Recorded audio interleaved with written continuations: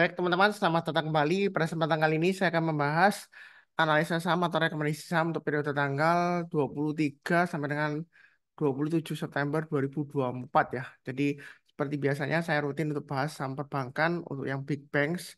Saya siapkan dulu grafiknya atau chartnya. Jadi kalau kita perhatikan untuk BBCA ya, yang pertama saya bahas minggu lalu dia berhasil break all new all time high lagi ya untuk BPCA ya. Jadi BPCA ini sudah saya bahas lama ya.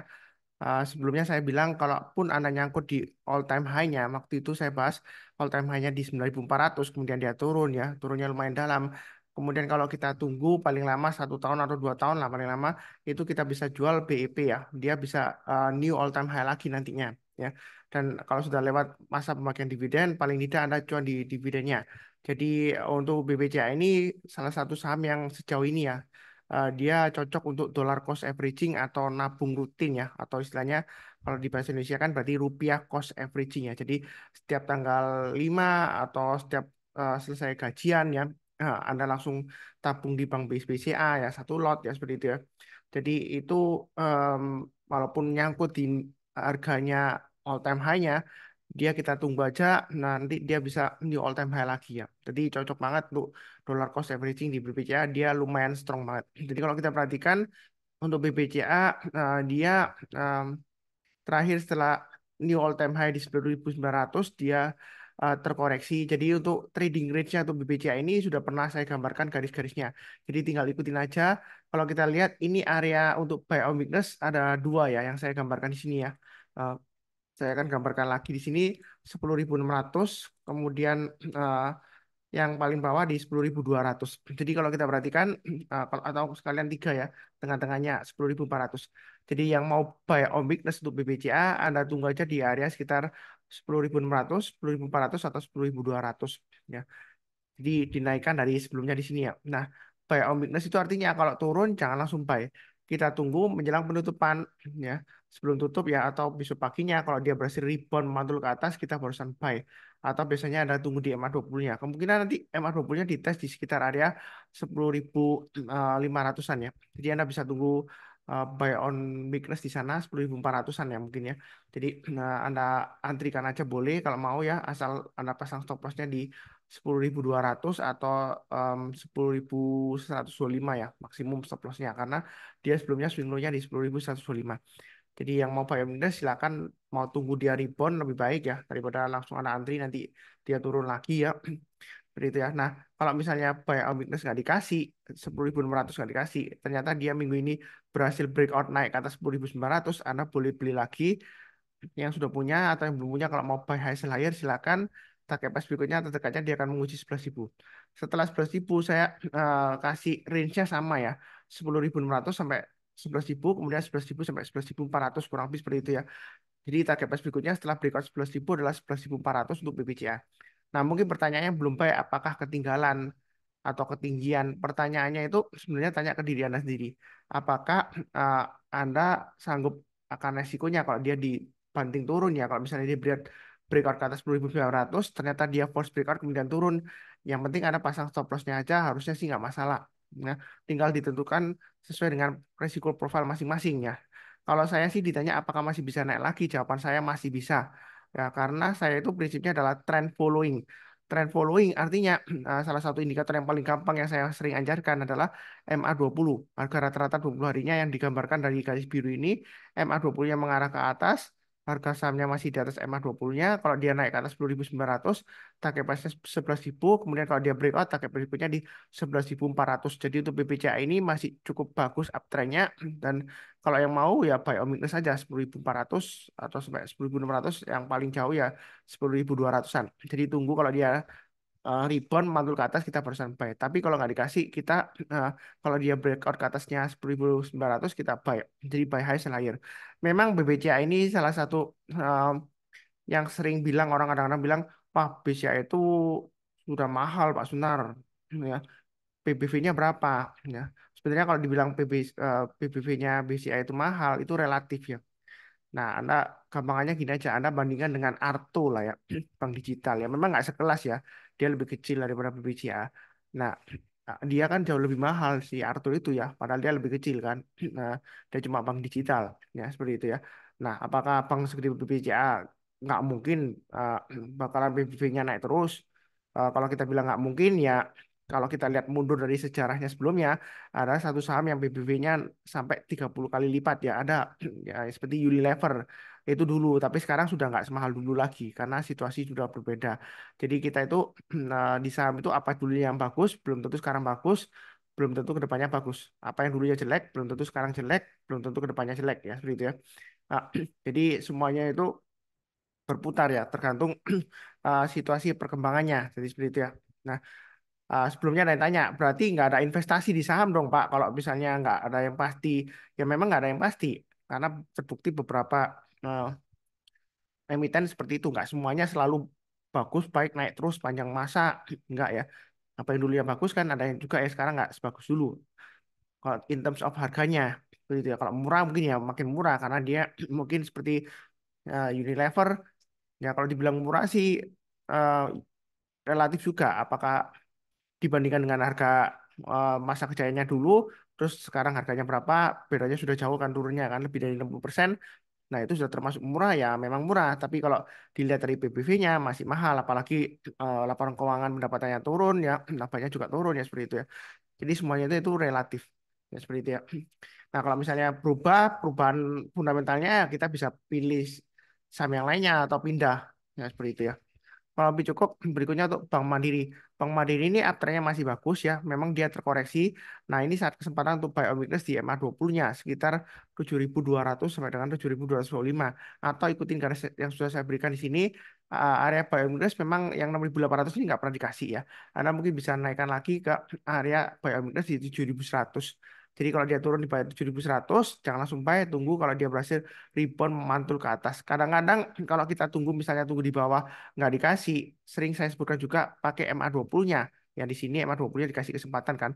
Yang penting arahnya ini mengarah ke atas MA20-nya. Selama MA20-nya mengarah ke atas, kalau dia turun ya, ditembus turun harganya di bawah MA20-nya, kita lihat kalau dia sudah berhasil rebound lagi mantul ke atas menjelang penutupan atau besok paginya, selama arahnya MA20-nya masih mengarah ke atas, kita boleh buy. Tapi kalau arah MA20-nya mengarah ke bawah seperti ini ya, sebentar saya anotit aja supaya kelihatan. Nah, ini kan MA20-nya mengarah ke bawah ya, harganya nembus ke atas. Ya, memang boleh buy, tapi buy-nya jangan terlalu banyak. Kenapa? Karena arahnya masih mengarah ke bawah. Nah, buktinya dia masih bisa turun lagi kan, karena trennya masih downtrend. Nah, seperti itu ya. Jadi untuk Big Banks itu saya sukanya dia lumayan rapi. Anda boleh buy on interest di area sekitar 7.100 sampai 7.200 ya. Jadi kalau dia rebound mantul kita persen buy, atau mau buy on dip tunggu di sana boleh, tapi jangan lupa pasang stop loss-nya, maksimum stop loss-nya Anda pasang di 6.900. Ya intinya selama dia bertahan di atas 6.800 untuk Bank Mandiri ini dia masih cukup bagus uptrendnya ya. Cukup berikutnya untuk BBNI. BBNI juga uptrendnya masih bagus. Kalau mau buy on weakness tunggu di MA20-nya sekitar 5.500 sampai 5.600. Kalau dia turun jangan langsung buy. Tunggu kalau dia berhasil rebound mantul ke atas kita barusan buy, atau buy high sell higher. Naik ke atas 5850 kita buy, target pas berikutnya di 6.000 dan 6.200. Kalau yang tanya lagi ya, sudah saya bahas sebelumnya juga, apakah ketinggian atau ketinggalan? Jawaban saya tidak. Karena saya follow the trend. Tahu dari mana MA20 mengarah ke atas, harga sahamnya di atas MA20-nya, dia breakout, walaupun breakout kemudian dia besoknya dia koreksi tapi uptrendnya masih bagus. Kalau mau buy ya Anda tinggal tergantung tipe Anda. Anda mau buy on weakness tunggu di 5.600, 5.425 atau 5.200 ya. Terserah Anda mau tunggu di mana. Atau buy high sell higher. Kalau dia naik ke atas 5850 kita buy, average up target pas berikutnya 6.000 dan 6.200. Ya, seperti itu ya. Cukup. Nah, berikutnya untuk BBRI. BBRI memang paling lemot ya, tapi kalau kita lihat di sini 4 hari terakhir dia selalu lompat ya. Jadi di openingnya dia itu selalu naik ya, kemudian ditutup di bawahnya. Jadi candlenya selalu merah terus ya. Jadi close-nya dia itu selalu merah. Jadi dia kebanyakan lompat-lompat gitu ya. Nah, strateginya seperti ini kalau Anda belum punya, Anda tunggu aja di MA20-nya 5.200 eh 25-an atau 5.100 lah ya area buy Inggrisnya. Saya coba gambarkan di sini ya kotaknya ya. Jadi kalau mau buy tunggu aja. Kalau dia turun jangan langsung buy. Tunggu kalau dia berhasil rebound mantul ke atas, entah itu nanti dikasih di 5.100 atau 5.275 MA20-nya, kemudian menjelang penutupan besok paginya dia rebound kita barusan buy. Kalau nggak dikasih kita buy high sell higher, naik ke atas 5.450 kita buy, naik ke atas 5.500 tambah lagi average up, target pas berikutnya 5.575, 5.750 dan 6.000 ya. Di edukasi kemarin hari Sabtu ya, 21 September 2024 ada yang tanya, tapi kasusnya kasus lainnya ya. Ada satu saham itu yang open dia selalu gap up, ya lompat, kemudian ditutup di close di bawahnya. Jadi kelihatannya candlenya bagus higher low, padahal dia opennya lompat gitu ya. Nah itu cara strateginya bagaimana ya? Strateginya tergantung kita mau buy on weakness atau buy high sell higher. Jadi kalau buy on weakness ya tunggu aja di 520-nya, entah itu nanti di eh, 5275 kasusnya BBRI ini atau 5100 ya. Nanti kalau kita lihat area supportnya di sini, ini area buy on weakness-nya. Kalau turun jangan langsung buy, tunggu menjelang penutupan atau besok paginya dia rebound ya kita barusan buy seperti ini ya. Kalau sudah buy pasang stop loss-nya di low, swing low terdekatnya ya. Kalau dia lower low ya kita jual ya, jual sebagian atau jual semuanya tergantung seberapa jauh dia turunnya dari lower low-nya ya, seperti itu ya. Nah, kalau dia berhasil naik ke atas 5450 walaupun dia gap up ya, menjelang penutupan Anda lihat kalau dia masih bertahan di atasnya harga openingnya, Anda bisa buy. Karena biasanya strateginya kalau mau buy itu lebih baik sore aja. Kalau misalnya pagi-pagi Anda nggak pasti ya sore aja. Kenapa tunggu sore? Ya kalau di edukasi atau seminar saya sering make a joke ya, bercanda gitu ya. Ya kalau beli saham saat terbaik itu saya pernah ditanya ya di seminar ya, belinya pagi, siang atau sore ya, setelah sesi satu maksudnya, atau sebelumnya atau sorenya menjelang penutupan kalau mau beli saham. Ya saya sih setengah bercanda, enaknya belinya sorenya. Karena kalau belinya pagi-pagi, bandar itu masih belum bangun ya. Jadi dia malamnya dia pesta sampai jam 12 atau jam 1 teler terus dia pulang ya, kemudian besoknya dia mungkin bangun paginya jam 10 atau jam 11, terus kemudian nggak lama dia makan siang, setelah makan siang mungkin dia tertidur tidur sebentar atau istirahat sebentar, kemudian sebelum marketnya tutup mungkin jam 2 sampai jam 3 dia barusan lihat marketnya ya, mungkin setelah lihat marketnya oh oke, atau dia mau buy dia buy, terus kemudian dia tinggal dia main golf atau gimana ya kita nggak tahu ya, kurang lebih seperti itulah ya. Jadi eh, sebenarnya nggak, alasannya kalau menjelang penutupan itu kita lihat volumenya untuk konfirmasinya. Jadi kalau volumenya itu dia masih bagus di atas rata-rata 5 harinya, atau kita lihat nggak susut terlalu drastis ya, jadi kalau mau buy kalau dia breakout naik ke atasnya kita barusan buy ya, seperti itu ya. Menjelang penutupan atau paling lambat ya besok paginya kita buy HK ya, kalau misalnya dia higher high lagi ya, kurang lebih cukup. Kemudian berikutnya untuk BNGA, ini garisnya pas yang saya gambarkan ya 2020. Jadi ini saya ambil dari swing high sebelumnya di sini, dia tepat testing 2020, kemudian dia kita lihat closingnya memang di bawahnya. Nah ini kalau mau buy BNGA gampang aja, kalau yang belum punya buy high sell higher, kalau dia naik ke atas 2020 kita buy, naik ke atas 2100 tambah lagi average up, target price berikutnya 2200. Atau kalau yang takut-takut Anda tunggu aja buy on weakness, ini sudah saya gambarkan di area 1950. Artinya dia kalau turun di bawah area 1950 kita jangan buy dulu, tunggu kalau dia berhasil rebound mantul ke atas menjelang penutupan atau besok paginya kita berusaha buy. Atau Anda buy di area sekitar 1850 maksimum di 1790 ya.